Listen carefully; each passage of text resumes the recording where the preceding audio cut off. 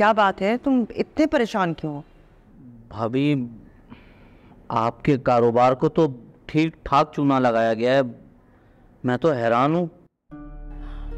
मैं यही तो तुम्हें कह रही थी, इसीलिए तो तुम्हें बुलाया है मैंने यहाँ पे। अभी आप और फाकिर तो कारोबारी मामलात से बिल्कुल अनजान हैं। इस बात का बहुत ज़्यादा फ़ायदा उठाया गया है।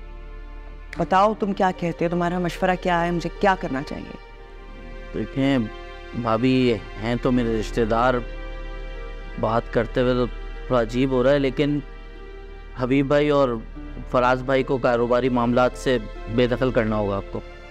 और हाँ, ये जो आपका मैनेजर है, क्या नाम है इसका, हावर, इसको भी। ये सारी हेरा फेरी ना इन्हीं तीनों की हुई है।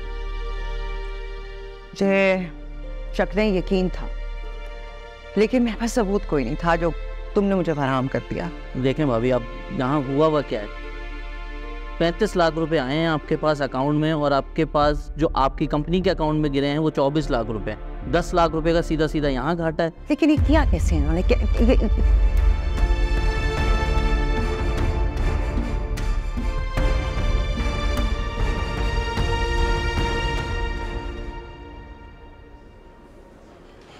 तुम इतने गुस्से में क्यों, क्या हुआ?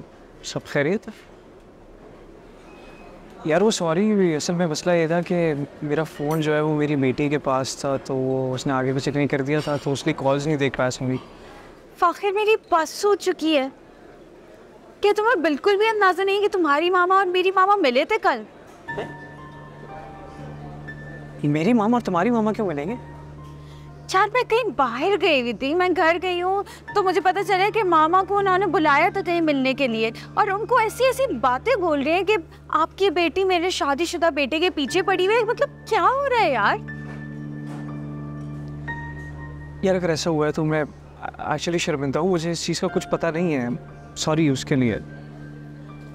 जानते हो मेरी मामा कितना अपसेट थी, उन्होंने मुझे कितना डांटा है। तुम अपनी मामा को बैठ के क्यों नहीं बताते हो कि हम सिर्फ अच्छे दोस्त हैं और कुछ भी नहीं है यार?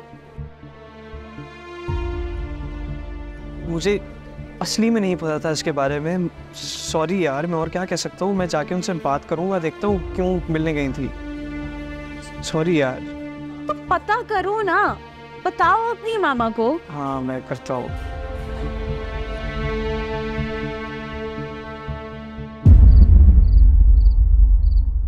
रुके, मुझे बात करनी है आपसे। क्या बात करनी है? मैं राहिला को एनी की शादीशुदा जिंदगी बर्बाद नहीं करने दूंगी, समझे आप? क्या कहना क्या चाह रही हो? राहिला ने मेरी जिंदगी बर्बाद की ना, मेरा शौहर, मेरे बच्चों का कमरा, मेरी हैसियत सब छीन ली। कमजोर थी, कुछ नहीं कर सकी, लेकिन एनी की माँ ना कमजोर है ना मजबूर, मजबूत है, समझे आप? तुम क्यों राहिला के पीछे पड़ी हुई हो?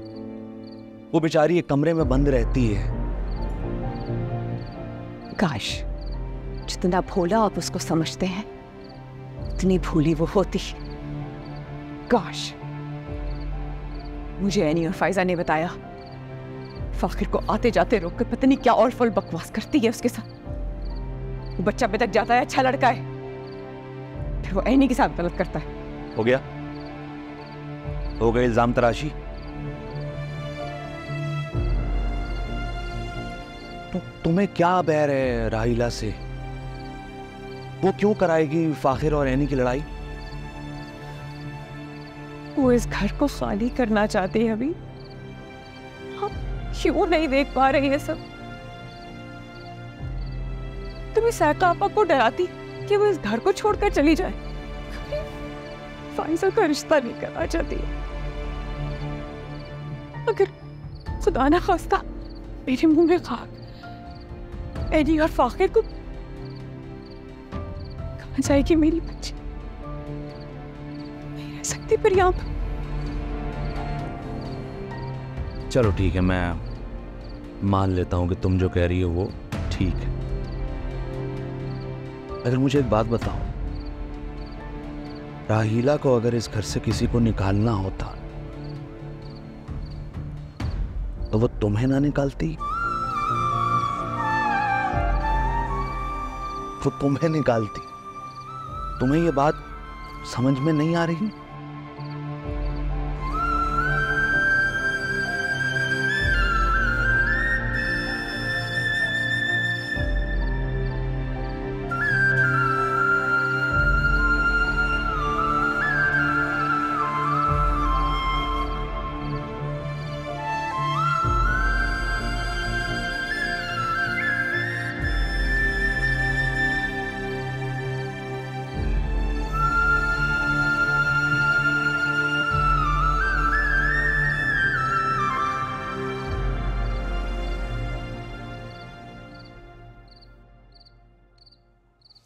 अम्मा, क्या ज़रूरत आई थी वहाँ जाने की? हाँ, क्या करके आई हैं आप? आओ बैठो। मैं नहीं बैठ रहा यार यहाँ पे। बिना वजह शर्मिंदा कर दिया आपने मुझे आमना के सामने। अच्छा, नाराज तो ना होना। मैं जानती हूँ तुम कभी कभी बहुत उलझ जाते, परेशान हो जाते और हर चीज से भागकर अचानक कहीं जाके किसी कोने में छुप जाते हो थोड़ी देर के लिए। मैं सिर्फ दोस्त है मेरी और कुछ नहीं है। समझे इस चीज़ को। आप लोगों ने मुझे वक्त से पहले बड़ा करने की कोई कसर तो छोड़ी नहीं है। शादी, बच्चे, बीवी, कारोबार। कभी कहते हैं अच्छी औलाद बन के दिखाओ, कभी कहते हैं अच्छे बाप बन के दिखाओ, कभी कहते हैं अच्छे शौहर बनो। मैं इन सब झंझटों के बीच में फाखिर कहीं खो गया। ठीक है, और क्या करें, अब तो ये सब कुछ हो चुका है, क्या कर सकते हैं। माँ, मैं अपनी जिंदगी से पढ़ाई वाला चैप्टर बहुत पहले क्लोज कर चुका हूँ। हमना ने मुझे वापसी समझाया है कि पढ़ाई जरूरी है, इम्पोर्टेंट होती है, पढ़ो लिखो। मैं सारी चीजें, बिजनेस वगैरह ये सब संभाल लूंगा मैं, लेकिन उसके लिए मुझे पढ़ना भी तो जरूरी है, डिग्री होना जरूरी है। ये सारी चीजें जो है मुझे आमना ने समझाई हैं। वो सिर्फ मेरी हेल्प कर रही है और मैं सिर्फ उसको दोस्त कंसिडर करता हूँ और कुछ नहीं। प्लीज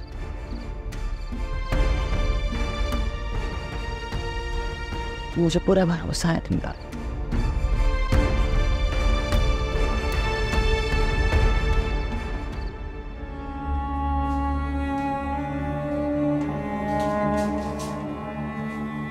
आपका मसला पता चल गया है मुझे। आपको इस बात की टेंशन है ना? शमशेद ऑफिस पहुंच गया है, अब तुम्हारी पोल पट्टियां ना खुल जाए। हाँ, यही बात है।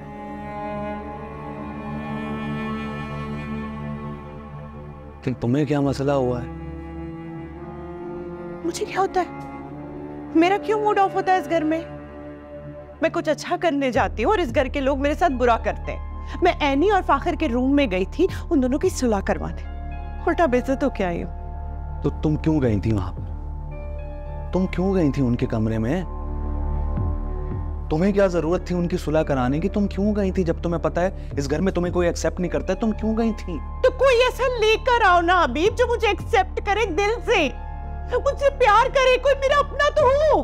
क्या मतलब? राहिला, अभी मेरा दिमाग बिल्कुल काम नहीं कर रहा है। वो चेक वाला प्लान चौपट हो गया है, उधर जमशेद और दफ्तर में जाकर बैठ गया है। अब ये तुम क्या बात कर रही हो? तन्हा होती हूँ यार, अकेला फील करती हूँ मैं। औलाद चाहिए जैसे एनी की है, जैसे आलिया की है। मैं मां बनना चाहती हूँ भी। मां बनना चाहती हो? क्या मतलब? इसमें मतलब की क्या बात है? मेरी ख्वाहिश है, मैं बता रही हूँ अभी। अपनी फजूल ख्वाहिश अपने तक रखो राहिला। मैं नाना हूं एक बच्ची का, और लोग क्या कहेंगे? क्या कहेंगे के बारे में हमने कभी नहीं सोचा। अगर आप ऐसे आदमी होते तो मुझसे दूसरी शादी करते। ये कहो हबीब कि जो कमाया कजाया है वो वारिस के नाम न करना पड़ जाए, इसलिए औलाद नहीं चाहिए। आहिस्ता आहिस्ता, आराम से आराम से। देखो, मैंने तुमसे शादी की, तुम्हें इज्जत दी, तुम्हें इस घर में लाकर रखा, सबकी मुखालफत के बावजूद रखा। किसी चीज की कोई कमी नहीं है तुम्हें यहाँ पर। लेकिन ये ख्वाहिश मैं तुम्हारी पूरी नहीं कर सकती। कोई नाजायज बात नहीं कर रही हूँ, अभी मेरा हक है ये। मुझे नहीं पता जायज नाजायज, मैं ये ख्वाहिश तुम्हारी, तुम्हें पता है कितनी मुसीबत से मैं तुम्हें यहां पर लेकर आया हूं। सब खिलाफ है तुम्हारे इस घर में। अभी बाहर तुम्हारे खिलाफ ये कचेरी भुगता कर आ रहा हूं मैं ये नहीं कर सकता।